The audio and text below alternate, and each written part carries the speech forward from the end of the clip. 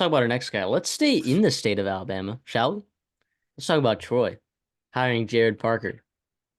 Originally, Notre Dame offensive coordinator last year. And by the way, I'll defend his offense last year. I mean, they were eighth in scoring, in scoring offense in the entire country last year.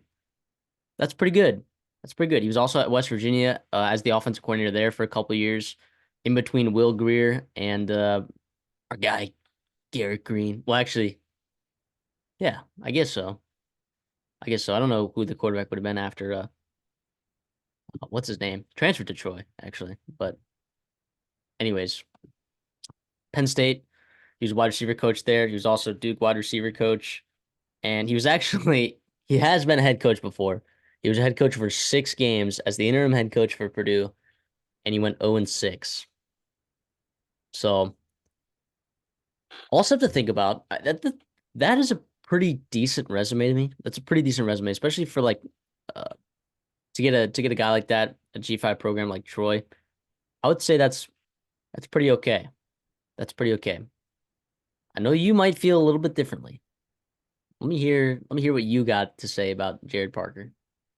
Well, first of all, what I'll say is Troy and that administration, and it was different. Same one that hired Summerall, but different one that hired Neil Brown. They hit the jackpot on two coaches. Two of the last three coaches have been money hits and guys that were promoted to really good jobs above them because of the success that they had at Troy, which is the Two different goal. ADs though. Yes, exactly. Yeah, exactly.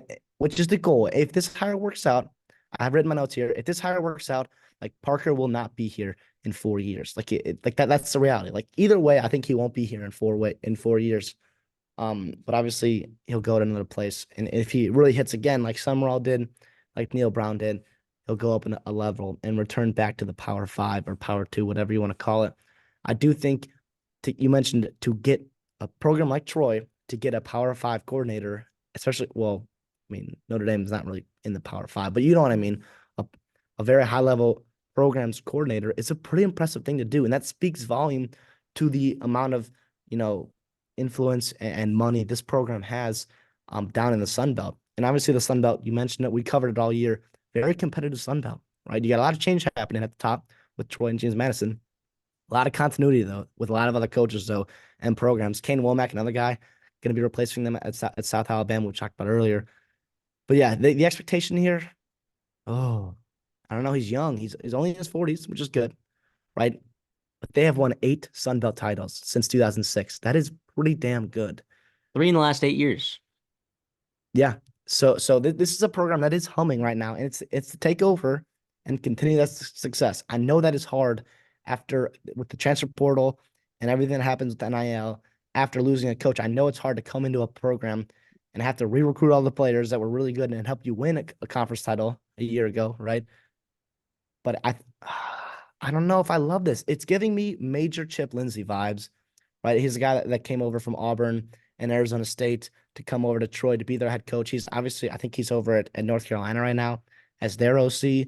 He's a guy that was, good, not very great though at all for Troy standards after Neil Brown. He didn't work out. They hired John Summerall, obviously was the right hire there, who came back.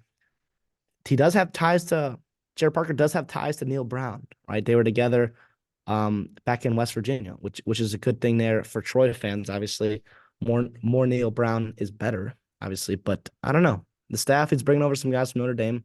I like that. He's bringing back Caleb Carbine, who was a former Troy offensive lineman, if you remember him back in his playing days.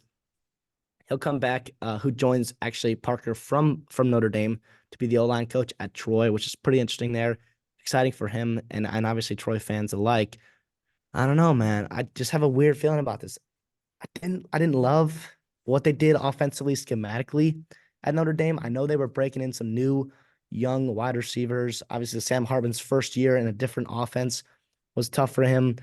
But at times they played really well, right? The eighth in the country, like you mentioned, with a pretty tough schedule themselves. Yeah. So I like it. I just don't love. I can't get super excited about this hire like I have some of the other ones in this cycle, and like I should be for a job like Troy in the Sun Belt.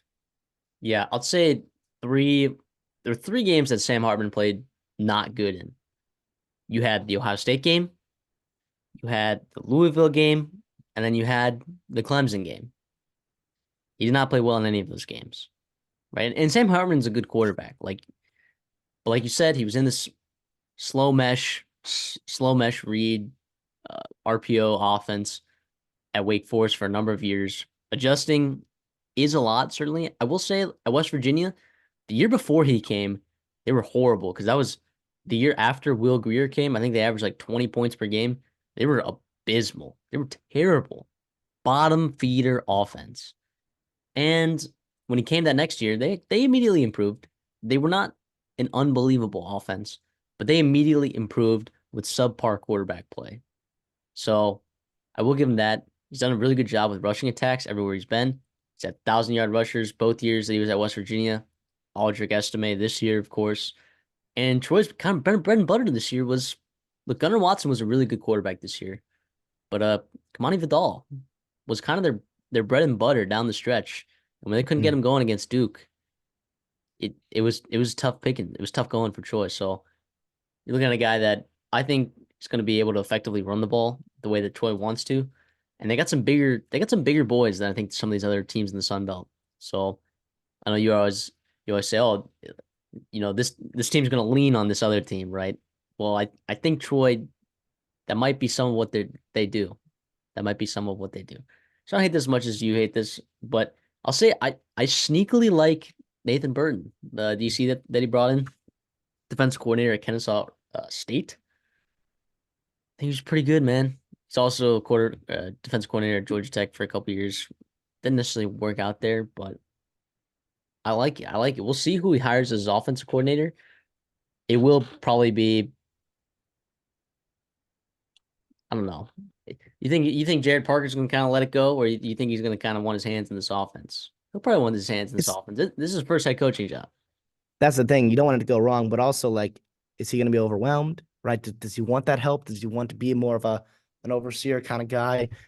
He saw exactly how it was done with Marcus William or with Marcus Freeman in that transition, right? Going from DC to head coach and maybe, kind of being a little bit more relaxed or being more of an overseer and manager there. Obviously, Marcus Freeman did his job defensively as well at Notre Dame, but also, let some of that staff do their thing there at Notre Dame. Gerad Parker, yeah, we'll see what he does there. I do think you mentioned a couple games he's struggling. I'd also throw Duke in there, but also I'll say like Mike Elko does that to anybody, right? I don't blame Gerad Parker or Sam Hartman in that game. NC State, a pretty darn good defense and well coached team. He did play very well in, and those are kind of guys in schemes that they'll see in the Sun Belt here. And he can have success, and I'm sure he will because it's Troy, because of the resources, and because of the recent success they've had there. But is this a home run hire for me? That's what I'm struggling to fall in love. I would have loved to see them continue this momentum. Like you saw what Tulane had, right? They nailed the Willie Fritz hire. Have him for a couple years of really high level success. And then you bring in a guy like John Summerall, a guy that got to me really, really excited. They're recruiting better than ever right now. And obviously Troy's super familiar with him. Would have loved to see something along those lines. I don't know who, but I would have liked something a little bit more exciting. But also at the same time, like that's why these guys get paid to make these decisions. Okay, he brought in John Summerall, the 80 there. I trust him to make another good hire. And that's why we don't let fans and message boards and guys who run podcasts hire coaches for your athletic departments. Absolutely. I'll say to leave us on a good note before we get into expectations and grades. The stat that I like to look at for offensive coaches specifically, second half points per game, right? Are you making those adjustments when you need to? Gerad Parker's Notre Dame was second in the country in second half points per game. So something to think about there. I know it's just one stat, doesn't paint the whole picture, but something to think about for sure. Let's get into expectations. My expectations for Troy, competing for Sun Belt titles. That's it. Competing for Sun Belt titles. I don't know that you can expect Troy to make the college football playoffs, but at the same time, you have a really good year, like maybe, like every once in every 6 or 7, 8 years, right? But Sun Belt championships, that's what they're looking for. They've had 3 in the last 8 seasons, like I mentioned before. Like you mentioned, 8 in the last, I don't know, was that 18 years? So they've had success. They've had success in the conference. The expectations for this next coach to come in and do the same exact thing. So can Gerad Parker do that? I don't know. I'll give it a B minus. I think there's a really good chance that he meets expectations, but I think there's more of a chance that he possibly falls short. But what do I know, right? What do I know?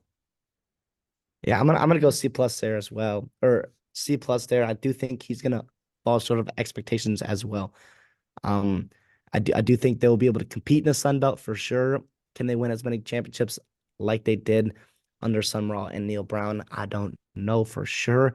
At the same time, that college football playoff, if he makes the playoffs, this is an A, right? That's a huge deal for this program, for the fan base, for the conference, money wise, exposure, recruiting, all that good stuff that comes with that. And that's what it offers, the 12 team playoffs with that fifth auto bid going to a group of five conference, which is really exciting. And obviously, Sun Belt is one of those conferences that has a real shot to do it just about every year.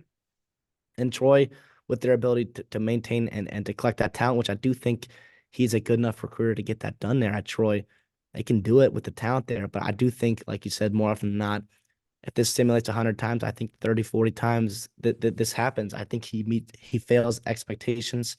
Obviously, we're huge Sunbelt fans. We're huge Troy fans here, in general, not like for real Troy fans, but we're rooting for them in the Sun Belt.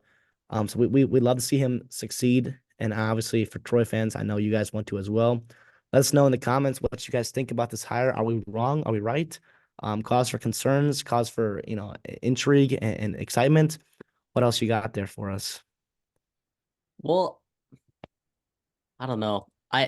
This was a I don't want to say confusing hire to me, but it was different than what I thought it was going to be. So I don't hate it. Again, I don't hate it. I do not hate it. I never said that. In fact, I was spreading optimism over here. Let the record show when he does take off, I was showing some optimism over here.